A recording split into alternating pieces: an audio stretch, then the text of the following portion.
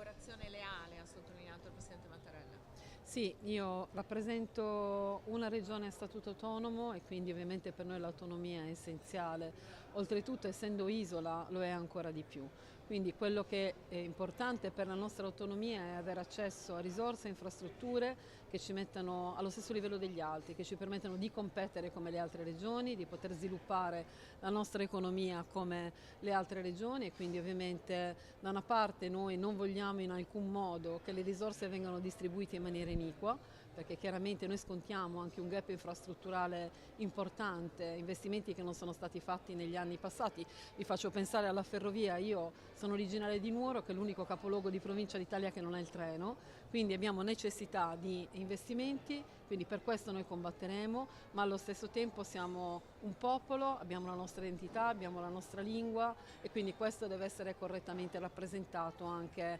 rispetto alla nostra istruzione, rispetto anche alla nostra difesa dei beni culturali. Lei ritiene che la legge sull'autonomia sia iniqua allo stato attuale?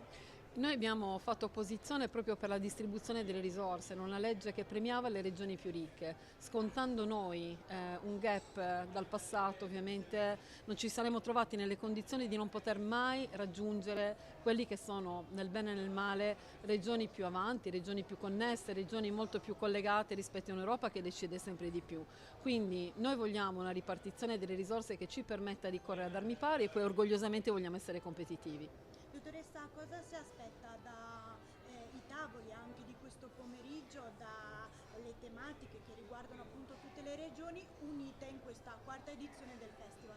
Mi aspetto spunti per quanto riguarda l'innovazione, per quanto riguarda appunto gli investimenti infrastrutturali, per quanto riguarda l'attrazione degli investimenti. È un tema che noi stiamo portando avanti già ormai da un anno, dall'inizio della mia legislatura, il fatto di fare una programmazione unica, definire quelli che sono gli obiettivi e mettere insieme tutti i pezzi di finanza europei, nazionali, regionali per raggiungere questi obiettivi.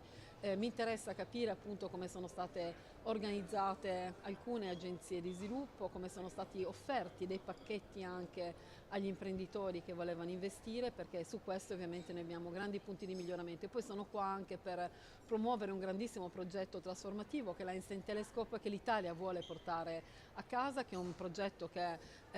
trasformerebbe la Sardegna, 1500 scienziati che si installerebbero in maniera fissa nella nostra isola e quindi è un'opportunità che io assolutamente non voglio perdere, su cui sono pronta insieme anche alla ministra Bernini a combattere per portarla a casa.